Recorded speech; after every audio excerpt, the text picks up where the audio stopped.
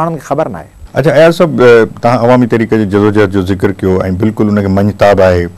तक़रीबन जिन बि माण्हुनि सां कचहरी थिए थी जेके सियासी सम्झ रखनि था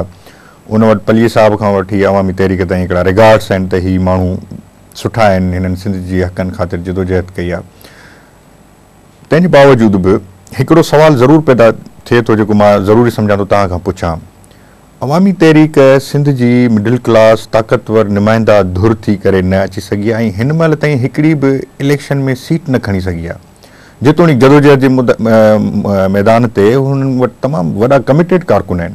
मुंहिंजे ख़्याल में हुन में ॿ टे सबब आहिनि। हिकिड़ो त अवामी जी तहरीक जी इलेक्शन प्रायोरिटी न रही आहे। मसलन 88 जी जेका पहिरीं इलेक्शन पलीअ साहिबु विढ़ियो, उहो इलेक्शन विढ़ण जो फ़ैसिलो कॾहिं थियो? इलेक्शन खां 1.5 महीनो अॻु में। ऐं पलीअ साहिबु जहिड़ो माण्हू इलेक्शन विढ़े ऐं उन ज़िले में जेको पलीअ साहिबु हमेशह जेलनि में रहियो हुजे, आज़ादु थियो हुजे 86 में, 11 साल हुजे जेल में, न हुन जी औताक हुजेसि, न घर हुजेसि, न माण्हू वोटर लिस्टनि जी ख़बर हुजे ऐं इलेक्शन में वञी बीहे। आउं सम्झां थो त इहा ॻाल्हि तव्हांजी सही आहे। इनखे रुॻो सुपरफिशियली इग्नोर कबो या जवाबु ॾेई छॾिबो त वाक़ई सिंध जे माण्हुनि पलीअ साहिब खे, GM सैयद साहिब खे, हैदर बख्श जतोई साहिब खे, जाम साकी साहिब खे, सोभो ज्ञानचंदानी साहिब खे, यूसुफ लगारी साहिब खे, इन क़िस्म जा जेके माण्हू इलेक्शन विढ़िया उन्हनि खे सिंध जे माण्हुनि रिस्पॉन्स न ॾिनो ऐं उन्हनि खे इलेक्शन में पंहिंजे मुखालिफ़नि खां जेके उन्हनि जे साम्हूं का हैसियत न रखंदड़ हुआ उन्हनि माण्हुनि खे वोट ॿाहिरि केरु सुञाणे कोन थो। इहा बदकिस्मती बि आहे। इन इहो सुवालु रुॻो मूंखां न थियणु खपे। काश वसो हुजे हा तव्हांजो जो तव्हां जिन स्टूडियो में 4.5 करोड़ सिंधी वेठा हुजनि हा ऐं उन्हनि 4.5 करोड़ सिंधियुनि खां तव्हां सुवालु पुछो आहे त तव्हां सोभे ज्ञानचंदाणी खे ऐं रसूल शफली जेके ऐं GM सैयद खे ऐं इन्हनि खे वोट न ॾेई तव्हां वोट जिन माण्हुनि खे ॾिना उन में सिंध हिन हशर ते अची पहुती आहे। हिकिड़ी ॻाल्हि पर आउं सम्झां थो त जेको सेटअप आहे इलेक्शन जो उन में जेको उनखे पावर ऐं पैसे जो मर्कज़ बनायो वियो आहे, यानी SHO MNA जे चवण ते मुक़ररु थिए थो, EDO रेवेन्यू ऐं EDO हेल्थ ऐं EDO एजुकेशन उन जे चवण ते मुक़ररु थियनि था। ऐं पोइ कॉन्स्टिट्यूएंसी वॾी आहे जंहिंमें 1.5 खां 2 लख वोटर्स आहिनि। उन में गाॾियूं ॾियणियूं थियूं पवनि। 15,000 शहज़ोर जो किरायो आहे जंहिंमें 25 माण्हू चढ़ी वोट ॾियणु वेंदा। 20,000 बस वठंदी, 8,000 शहज़ोर वठंदी, उन में पहुचबो आहे कॉन्स्टिट्यूएंसी उन में पोलिंग स्टेशन ते। नाज़रीन वठूं था हिकिड़ी नंढी साई, असां सां गॾु रहिजो।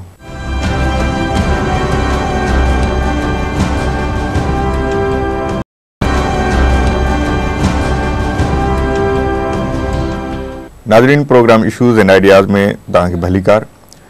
ऐं सभु तव्हांखां मूं सवाल कयो उमर साहिबु,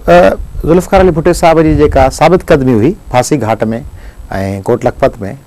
उन्हनि खे असीं एप्रिशिएट था कयूं। ॿियो ज़ुल्फ़िकार अली भुट्टो साहिबु जेको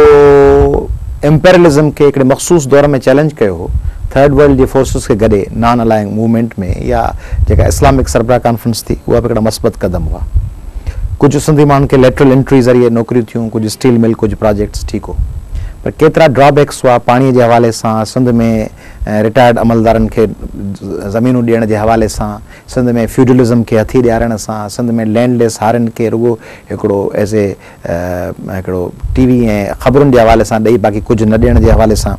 ऐं सिंध जा रिसोर्सिस ऐं कराची में सिंध जे माण्हुनि खे आबाद न करे सघण जे हवाले सां, पर उनखे एप्रिशिएट था कयूं उनजो जेका साबित क़दमी। बेनज़ीर साहिबा सां हर दौर में असांजा इख़्तिलाफ़ थिया आहिनि ऐं तव्हांखे ख़बर आहे त बेनज़ीर साहिबा मूंखे त नंढे भाउ वांगुरु ट्रीट कंदी हुई ऐं मूंसां संदसि ख़तो किताबत हलंदी हुई। ऐं पलीअ साहिबु जॾहिं दुबई में मोटिया पिए लंडन मां ऐं जहांगीर बदर साहिब जे किताब जी मुहूरत हुई त पलीअ साहिब खे बेनज़ीर साहिबा जीअं मानी ते इनवाइट कयो, जीअं कदम रखियऊं त पलीअ साहिब खां बीवी साहिबा पहिरियों जेको सवालु पुछो त अयाज़ नहीं आया आपके साथ।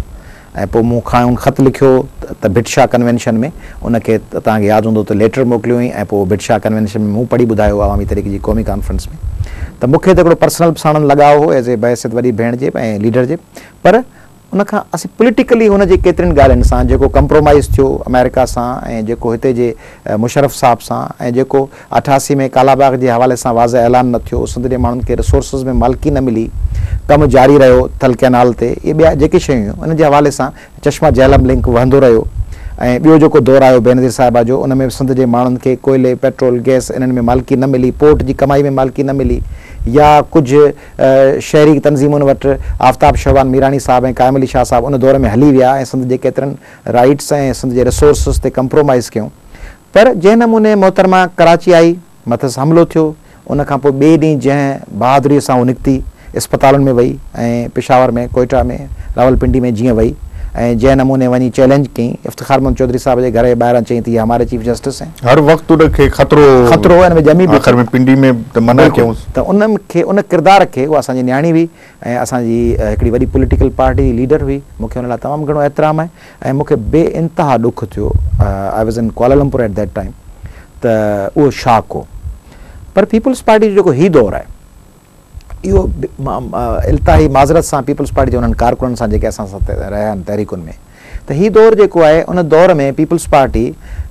खे जेको फेबरवरी में जेको वोट मिलियो हो उन में बेनज़ीर साहिबा आएगी रोज़गार लाएगी ऐं उन में जेको स्लोगन हो संदरे माण्हुनि पाकिस्तान खपे, पाकिस्तान खपे छो इन करे खपे त पाकिस्तान असांजो आहे, मोहम्मद अली जिन्ना वारो पाकिस्तान असांजो आहे, उनजे रिसोर्सिस में उनजे राइट्स में असांजो हिसो हुअणु खपे। उन जे हवाले सां मिलियो कुझु कोन, न सिर्फ़ु मिलियो कुझु कोन बल्कि खसियो वियो। सिंध जो कोयलो समर मुबारक साहब जे हवाले हूंदो, सिंध जो पाणी जो फ़ैसिलो इरसा ऐं वापडा में जेके गैर सिंधी मेंबर हूंदा से कंदा। NFC ते फ़ैसिलो सिंध मां सेनेटर चूंडायो वेंदो मरकज़ में तरीन साहब जेको इंडिजिनस माण्हू न हूंदो। इन क़िस्म जा जेके फ़ैसिला थिया, पर उन जे बावजूदि बि अवामी तहरीक तरफ़ां ऑफिशियली ऐं पूरी ज़िमेदारी सां चवां थो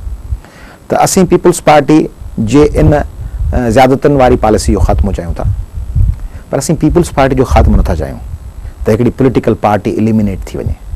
असीं चाहियूं था त उहा या त दुरुस्त रस्ते ते अचे ऐं बहितर क़दम खणे, या नथी खणे त सिंध जो अवाम उनखे रिजेक्ट करे ऐं पाकिस्तान जो अवाम रिजेक्ट करे उनखे वोट ज़रिए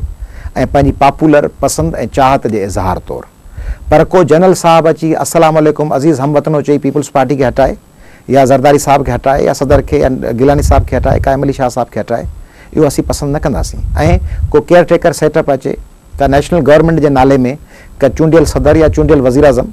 ऐं उहे उन्हनि खे हटायो वञे ऐं निगरान सेटअप अचे ऐं सिंध जे माण्हुनि सां वरी उहो हशर थिए जेको मुइन कुरैशी जे दौर में थियो, या जेको जमाली साहब जे दौर में थियो, या जेको जाम सादिक अली ऐं अरबाब रहीम साहब जे दौर में थियो। उहो हशर, हालांकि हशर उहो हींअर बि आहे, पर उहो वरी सिंध जे माण्हुनि खे इहो बि हिकिड़े पासे कंहिंखे मारिजे बि ऐं उनखे मानी बंदि करे छॾिजे। हिकिड़ो मानी बंदि करे पीपल्स पार्टी जा दोस्त मानी बंदि कनि था, हू वरी मानी बंदि करण सां गॾु मार बि ॾींदा आहिनि। तंहिंजे करे इन क़िस्म जो माहौल न थिए, उनखे असीं सपोर्ट न कंदासीं, बल्कि इन क़िस्म जो एक्स्ट्रा जुडिशियल इंटरवेंशन न हुजे, बल्कि जुडिशियल बि न हुअणु खपे। आउं ऐसे बहैसियत ज़िम्मेदार वकील जे वकील जी तहरीक में रहियो आहियां ऐं आउं पहिरियों माण्हू आहियां जो हैदराबाद मां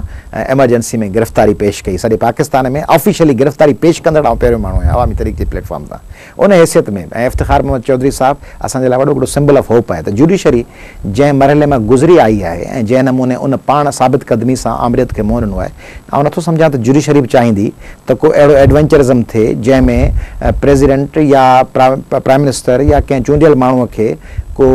जुडिशरी जे सहारे सां उनखे